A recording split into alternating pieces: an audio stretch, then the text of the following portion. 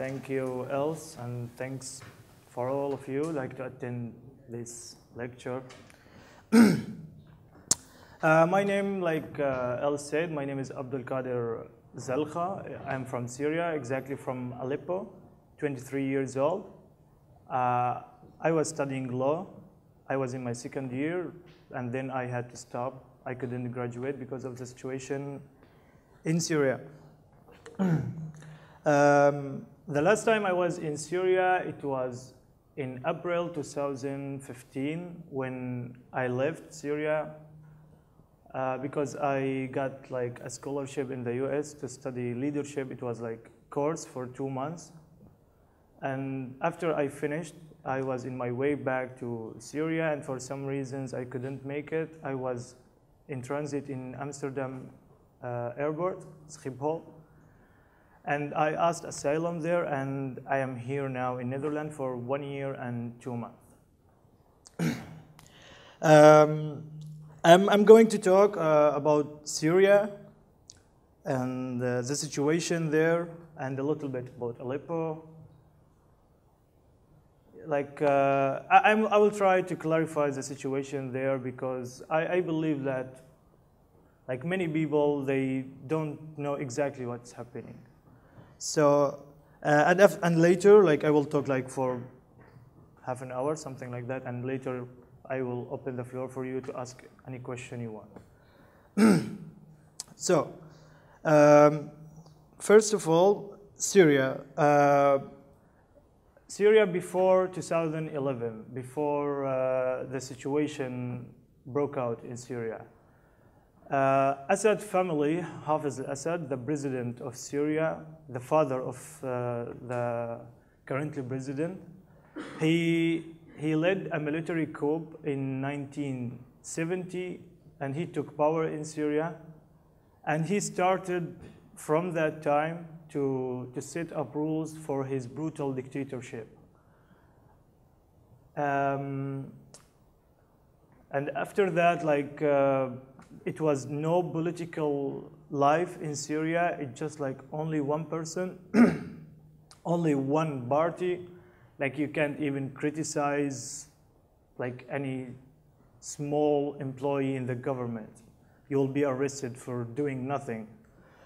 And in the end of 2010, beginning of 2011, it was maybe you know about this movement. It's called Arab Spring. It started in Tunisia, and then it was moving to Egypt and to other countries.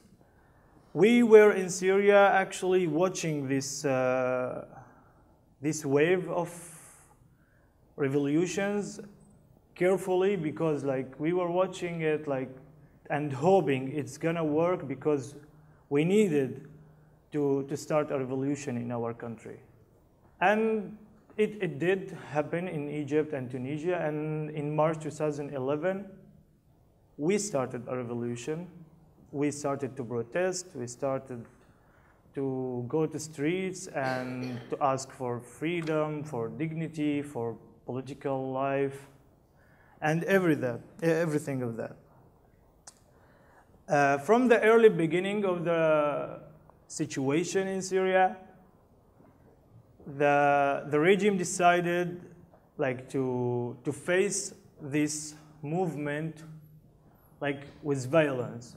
He started shooting the protests and the demonstrations from the very the very beginning, and even he didn't respect universities, holy places like mosque, church, elsewhere.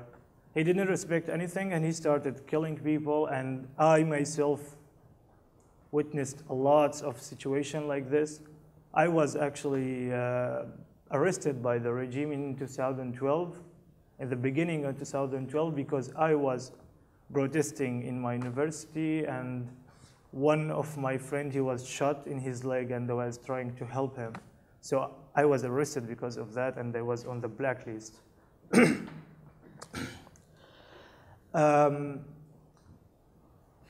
For 6 months, it was in the whole country peaceful protest. But moreover, and later on, people started to react violently. Like we had lots of people defected from the state army, the Syrian army, and they started like to defend civilians, like just like try to defend civilians. Like after 6 months, a lot of people joined this movement, the armed movement, and they started to take weapons and fight against the regime, or the government, you can say it. And like later, after that, it was like getting expanding and bigger and bigger. So at the end of 2012, like starting at 2013, they could seize 70% of the whole country of Syria, like the rebels, the opposition. Like in April 2013, ISIS came to the surface. ISIS came to Syria from Iraq. They came to Syria, and they came with a lots of weapons, a lots of heavy weapons, and it was all American weapons because the Iraqi army left these weapons in Iraq to ISIS, and ISIS directly took them and came to Syria. And they started fighting against the rebels. And of course, they fought against the regime, and they're still fighting. They're fighting against everyone, ISIS.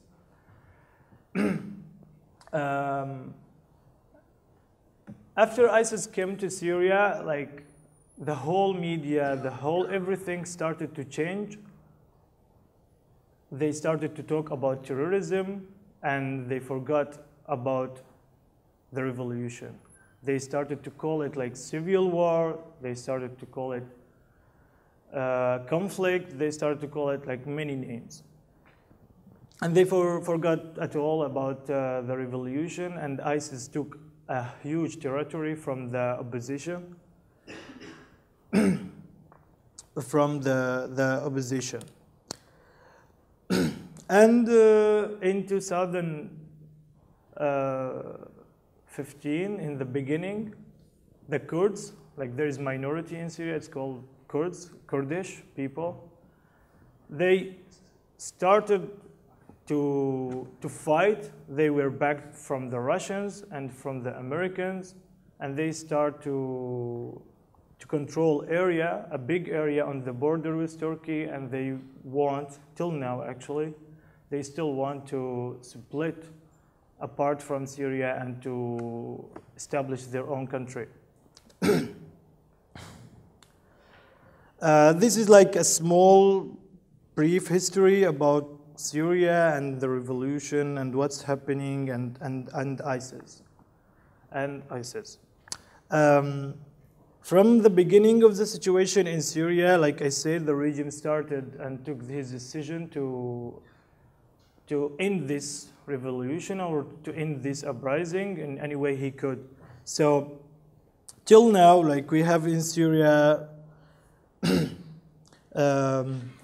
million people between dead and in prison and missing. 1 million people. And 11 million people, they are refugees or displaced people. So we were talking here about half of the population of the country, like damaged, or they were damaged from the situation in the country.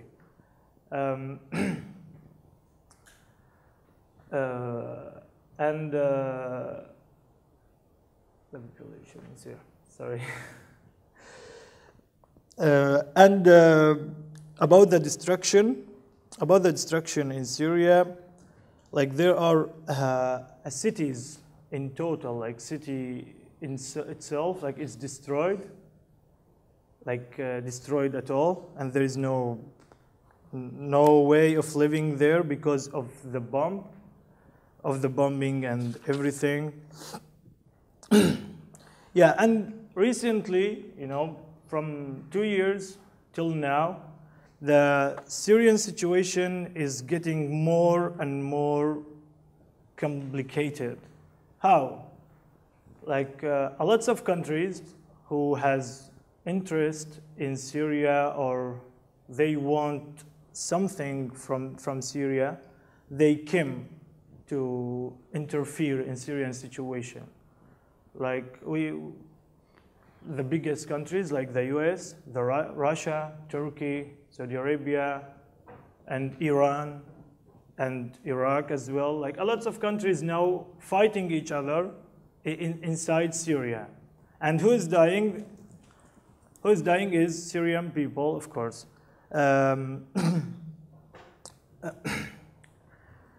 Yeah, and like now it's very complicated because, like I said, it's too much parties fighting each other, and no one of these sides trying to end this misery situation. None of them is trying to find solution. And maybe all of you heard about the peace talk and negotiations that was held in Geneva, Geneva 1, Geneva 2, Geneva 3, but unfortunately nothing happened there. It just going to talk and talk and talk.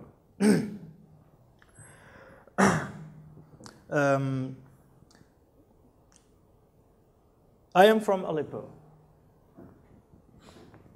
Aleppo, maybe all of you heard about Aleppo. Aleppo is the oldest city in the whole world.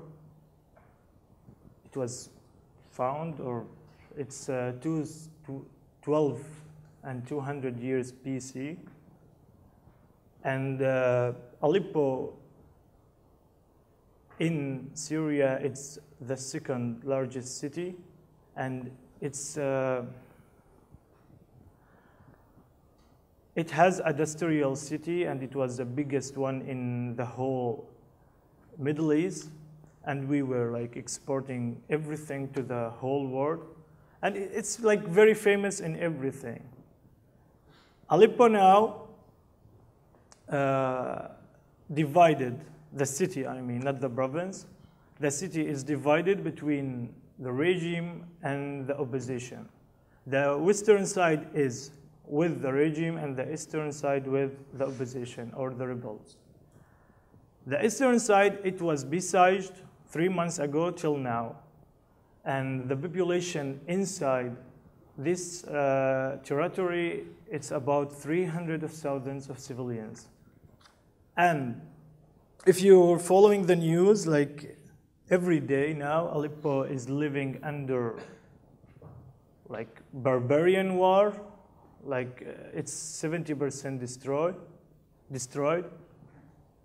And each day, the victims, at least will be 100 of people are going to die in Aleppo itself.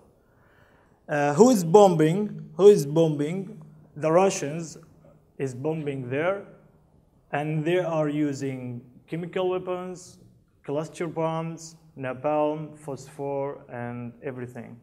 2 days ago, it was hit the last hospital, which it was treating kids and children and everything. It was hit by the Russians, and like I said, it's besieged. There is no way to get out or to get in Aleppo, eastern Aleppo.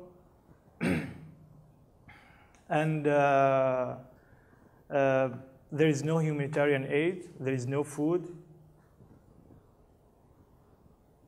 We are in the 21st century, and there are people dying of hunger now in Syria, in Aleppo, actually.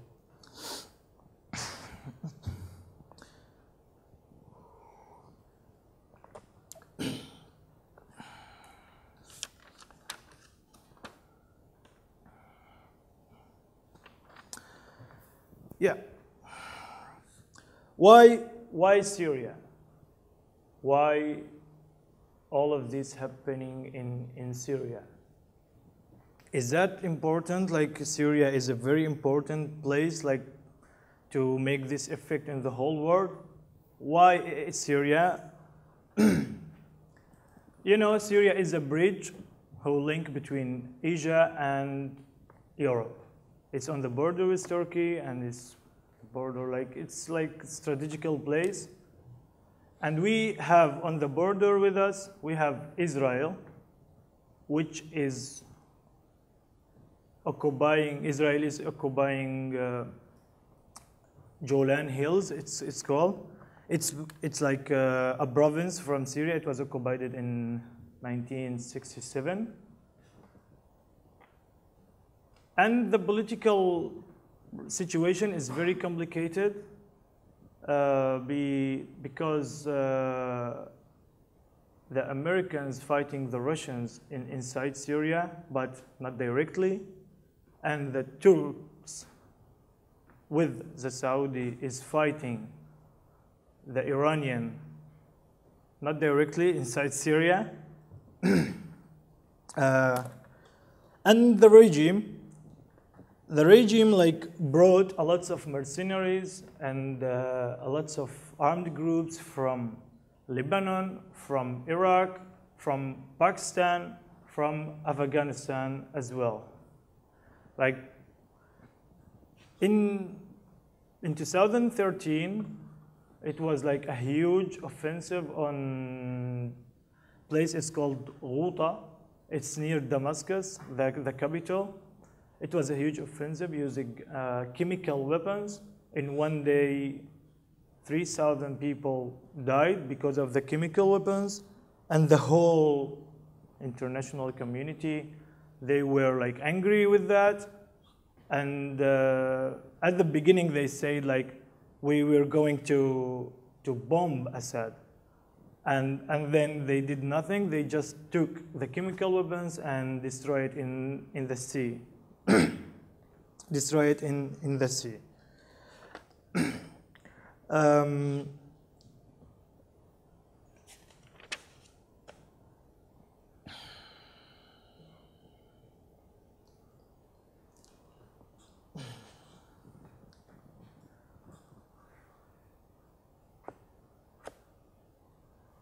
Like, we were young people in Syria in 2011, and the open space for the world, the whole world, and the internet, it was like very huge. And to be honest, we thought that if we started a revolution, we could make it and we could succeed because, you know, the media and everything is going around, like the whole world will know that there are people are dying or being killed like for nothing. They are completely innocent. But yeah, actually I remember very clear, like when we started the revolution, like we were talking to the old people, and they were trying to hold us from going to streets and to protest. And their excuse was, like they said, like this regime is very brutal, and he has his relations with the whole world. Like you can't defeat this regime because no one is gonna help you. Our answers was like, no, come on, we are in the 21st century. Like, we have YouTube, we have, even if the media didn't want to show what we want or what is happening in fact, like we can use social media, YouTube, everything, like to make people, to let people in the other world know what's happening in fact. But unfortunately, you know, we were disappointed. Like, we were documenting everything happening in Syria, and if you go like to YouTube or anything, you will see it's completely tragedy and misery. But there is no action. I'm not talking here about the people, or like normal people like you, like me, like everyone else. I'm talking about the governments, about the the international community, the UN, recently, you know, in the UN, they agreed on article to, it's called like 2245 in the UN decisions, and to send humanitarian aid to besieged areas without regime permission. And it was like a convoy coming from Turkey, humanitarian convoy from the UN coming to inside Aleppo for people, you know, like for eat, for medical care, for everything. But unfortunately, it didn't go to inside Aleppo because it was hit by the Russians or by the regime. Like, actually, you know, it's complicated to know who is bombing from the air, but it's like either the Russians or the regime, but no one said like, I am the one who is responsible. But no one controls the air from the other side, like I mean the regime and the Russians. They only control the air because the rebels and even ISIS, they don't have airplanes or warplanes or something. And they hit the humanitarian convoy, and they didn't allow this convoy to go inside Aleppo to help people, because they are the one who is besieging Aleppo. They are the one. They're not trying, you know, like to take this territory. They're besieging and bombing. Like I have a daily contact with the situation there, because I still have my whole family in Aleppo and in Syria. Like per day, at least, it will be 200 bombs from all kinds of weapons. It will be used in Aleppo itself, not Syria, in Aleppo itself. They're using at least 200 bombs every day. They're just trying to kill for the reason of killing. And on the media now, actually, there is nothing. No one is trying to make, you know, action to stop this misery, to stop this tragedy. Like before, you know, in the media, we were seeing like a lots of talks, a lots of debates about Syria, what's happening there. But lately, like the world started to forgetting about Syria. And if we look to the Syrian situation from different view, like Syria has a huge impact on the whole world. Like, for instance, why the Brexit happened? In way in another, because of the Syrian situation, because of the refugees, the refugee crisis. You know, people vote like to get out from the UN. Donald Trump, for instance, he was elected in the US, and it was, I don't know, but it was like a shock for lots of people in the whole world why Donald Trump was elected, this person. And in way in another, like because of Syria as well. He used, you know, the terrorism, the refugees, like to build his supporters, and they supported him. Yeah, because Clinton wasn't good enough, actually. Yeah. So each relationship has been made now between the big powers in the world. It's based actually on the Syrian situation now. And even the EU-Turkish agreement last year, you know, it was like because of Syria as well. I don't know why the international community is doing nothing about the Syrian situation, And the impact of this situation is massive, is very, very, very huge. And the sad thing, like everyone is using the Syrian people as part of his game, like to win to make a lot of it's called to make advantage of his place or something. Like, for instance, Turkey, Erdogan himself, he used Syrian people to make a pressure on Europe, and you know, all of us know about this agreement between EU and Turkey. And the outcomes of this agreement, it was like really bad on Syrian people.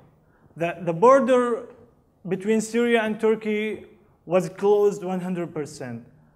Like, people in Syria now, they don't have any choice. They just have one choice, to die in their country, like, because they can't even get out of Syria. So, you know, they use the Syrian people to make pressure, like I said, on Europe, and it worked for him. It worked for him. Now I'm gonna talk like how we see the resolution in Syria. Like, how we solve this situation. To be honest, it's not like a magic stick. You can like just use it and finish everything. Now it's very, very complicated now. It needs like years of transitional justice, but we can start. Like, at least we can start. We can end this misery. We can end the violence. There is something is very important. We have a misunderstanding how to define terrorism. There is no specific definition for terrorism, actually. But if someone was wearing a suit, no one is gonna call him a terrorist. Only, you know, like if he was like from these extremists like Al-Qaeda, like ISIS, these, you know, weird looks, we will call them terrorists. But if we compare between the victims were made by ISIS and were made by the Assad regime, actually there is no comparison. Like, Assad or his regime like killed, or the victims like is massive. Like, he killed at least 500,000 of people. So in my opinion, and in a lots of Syrians' opinion, the first resolution to stop the war in Syria, or you can call it whatever you want now, civil war, conflict, anything, because it's too much complicated. The first thing we should do is to take Bashar Assad to the trial, to ICC, International Criminal Court, just to take him and to the court and to trial. And we believe that, and in this step, like, we will end violence and we will start building bridges between the people of Syria itself, between the majority and minority, and we can start transitional justice. We can hold people to accountability who committed crimes. But as long as Bashar Assad is still in control in Syria, nothing is gonna end. Like, I'm sorry to say that, but as long as Bashar al-Assad in Syria, like, the terrorist attacks in the whole world will not stop. Because he is the one, he caused all of this. He is the real reason for all this misery. And ISIS, it's gaining support, and Al-Qaeda is gaining support because of Assad. I will tell you something. I was in Syria and I've seen lots of people, they were joining Al-Qaeda. Or in way or another, like they supported Al-Qaeda, they welcomed Al-Qaeda. And they was like, why these people are, you know, accepting this extremism, like it's completely extremism. And I started like looking to people, asking them why. And it was very clear, their answer. They said like, we are left behind. Even the devil, if he came to help us, we will welcome her with our hands.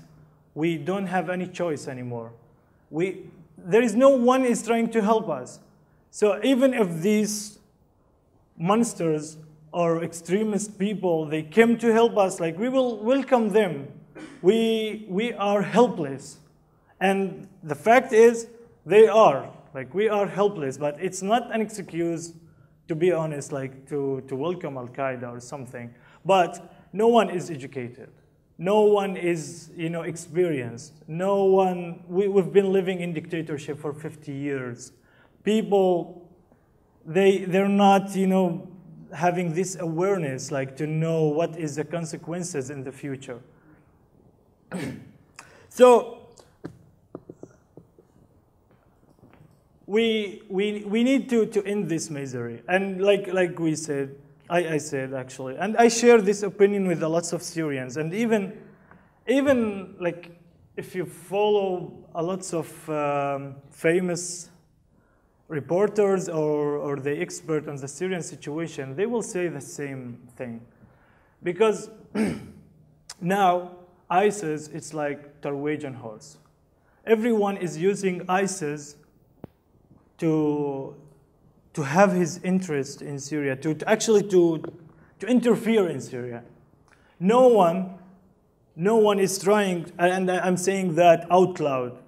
No one from all parties, like Russians or Americans, all the whole world, no one is trying to defeat ISIS, in fact, because it can't be, you know, it can't be reasonable. Like the whole world is fighting this group. Until now, they didn't make any, like, a big progress. Why?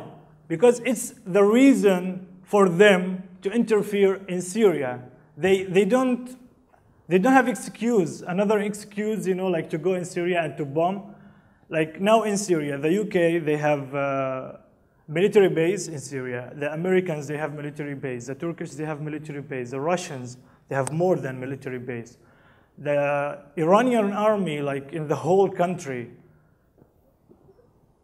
it's like international place, but they're fighting each other in Syria. And unfortunately, like I told you, ISIS, no one is trying to defeat ISIS, and they are trying to, they say that on the media, like we will break ISIS, we will defeat ISIS, we will vanish ISIS. But in fact, they are not doing this. They are not doing that at all. They're not doing that. Yeah, and that's it. Actually, you know, it's very sad to be honest. It's really sad because we're not seeing anyone is taking action. I mean, the international community to stop this. And no one is trying to help. They're just avoiding talking about Syria. They're just avoiding talking about Syria. And I wanted to say something very important. Even for Bashar Assad himself, it's not good for him to defeat ISIS. Why? Because from the very beginning of the revolution, when we were protesting peacefully, he went to the media and the whole regime, and he said, like, there is no revolution in Syria. It's just Muslim jihadist radicalism. They're terrorists. They are trying to make a coup on the legitimate government in Syria. And he called himself legitimate government, unfortunately. So even for Bashar Assad, ISIS is a good benefit for him. Like after ISIS came up or were established and they came to Syria, the whole speech of the media was changed because they made the whole world afraid of them. Now everyone in the whole world is thinking how to defeat ISIS, how to stop this this monster, this creature, this ISIS. Like actually no one has definition for ISIS because no one before was like brutal like ISIS. They are very, very like, I can't even find words like to fit with ISIS actually. I was arrested by ISIS 2 days, by the way. Yeah, so after, like I said, after ISIS came to Syria, everyone started to talk about terrorism in Syria, about how to end terrorism. They completely forgot about the people who are dying every day, who are suffering every day, about the kids, about the women, about everything is happening. No one is giving a damn anymore, actually. And in Aleppo itself, actually, there's something important. Now the Russians and the regime is using this weapon to make people give up, which is besieging and using the hunger weapon. Like they are forcing people to give up, and by making them hungry. Like in a lots of suburbs in Damascus, suburbs were being besieged for 4 years, and a lot of people died from hunger. Unfortunately, the UN was responsible for displacing people from their hometowns to the north of Syria. Like they were responsible, they supported this process when the regime was giving these people this option. You have only one option, either to die or to leave your hometown. Just leave your hometown. And actually it leads to dividing Syria. That's why we're afraid of the situation, because they are planning to divide Syria, and dividing a country, it's very bad, like dividing and dividing and dividing. I think I will stop till here talking about Syria. I will talk a little bit about myself to let you know who am I, what I've done. And then I'm really happy to hear all your questions and to trying to answer or something. Yeah, like I said at the beginning, I'm 23 years old, I'm law student. I was in my second year, I couldn't finish. In 2012, I was arrested by the regime. When I couldn't finish my study, I went back to my neighborhood after the Free Syrian Army came inside my neighborhood and controlled it. So the situation was bad. There was no schools, no anything. So I first thought came to my mind to open a school for the kids. And we did actually, with friends of mine, with the help of them. We opened the school, and the students were 2,200 students in a conflict area. And after that, people elected me to be the head of local council in my neighborhood. I was responsible of 35,000 people, electricity.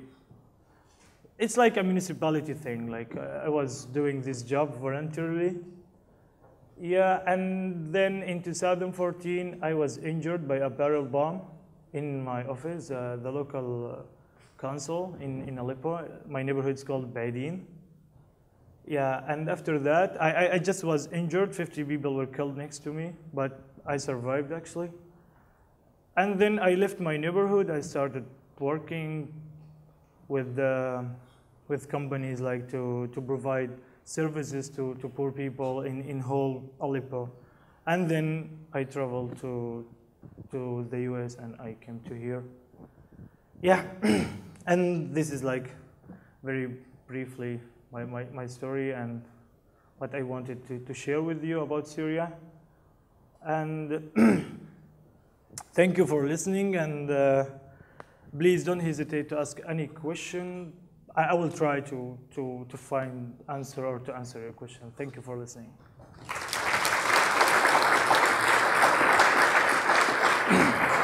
Thanks. Thank you so much. Oh, thank you. Are there any questions? And I'll come along with the microphone. Thanks. You seem to be saying that once we all get rid of Assad, lots of problems will be solved. Yep.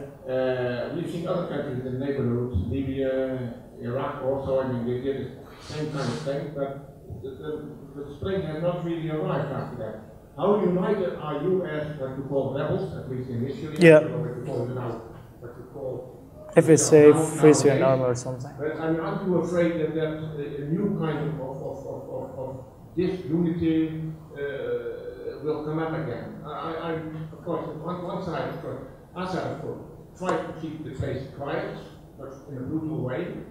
But once Assad has left, one way or another, what will be the result? Yeah, I tried to explain why we think if we get rid of Assad, why the situation is going to be better. You know, the situation we are facing now, it's because of Assad. He was the reason to all these brutal things we are seeing now because of Assad. And now what is the biggest thing? Like, I understand you are thinking about in different view that the terrorist attack will be continued, like it's not will end like very soon. But we are talking about the, you know, limited casualties. We are talking here about ending a tragedy for a whole people in Syria. Like the Syrian people are dying every day. And I assure to you, if Assad was defeated and there is no airstrikes and everything, the Syrian people can defeat ISIS like very easily. Because, you know, it's their country and they know everything about their country. But they're not allowed to because, you know, there are lots of birds on the sky. Like there are, like every day at least it will be 6, 7 airplanes in the sky bombing in Syria. And sometimes it's not unknown, it's unknown. Like if this airplane, you know, American or Russian or Syrian or even sometimes Danish, Dutch or something. So we believe so that if we get rid of Assad, it's gonna be better because we can limit the violence and then we start in peace talk, in real peace talk and transitional justice. That's we think so. Yeah. Some more questions? What are you? Thank you for your presentation. Thanks. What are you doing right now? Are you studying in the Netherlands or are you working? Yeah, actually, recently I volunteered with the organization. It's NGO, I think. It's called PAX. PAX, it means in Latin, I understood it's peace, something like that. It's in Utrecht. I live in Utrecht now. I'm trying to apply for to study now in Amsterdam, University of Amsterdam, because I can't speak Dutch, so I only speak English. So I'm trying to apply in Amsterdam to study. It's something called PPLE College, like philosophy, psychology, and law and economy, 4 subjects in 3 years, bachelor degree. I hope I will get it, so I will see if I can start next semester. Oh, wish me luck. And I'm doing activism, something like that. I will tell you something funny. Last month, I was in a study session in Budapest. It was this study session was held in cooperation between European Union students and Council of Europe. And I was representing Netherlands. I was representing Netherlands there. Yeah, it was for 7 days to discuss how to develop high education in Europe. Yeah, and yeah, that's it. Like sometimes going to DV, sometimes giving speeches, something like that. Yeah, that's it. Very last question, because we have to leave in a minute. Oh, we finished already. Oh. Any thoughts? Yeah. Oh my God. So, yeah. Thanks a lot. I'm really glad for you, and really glad that you're still able to have contact Thank with you. family and so on. I was just wondering, what can you or I or any of these people do? What all can we do? So like I understand there is not any help. I know MSF. Yeah. But that's all I know. And what else can I do? Actually, it's a very good question.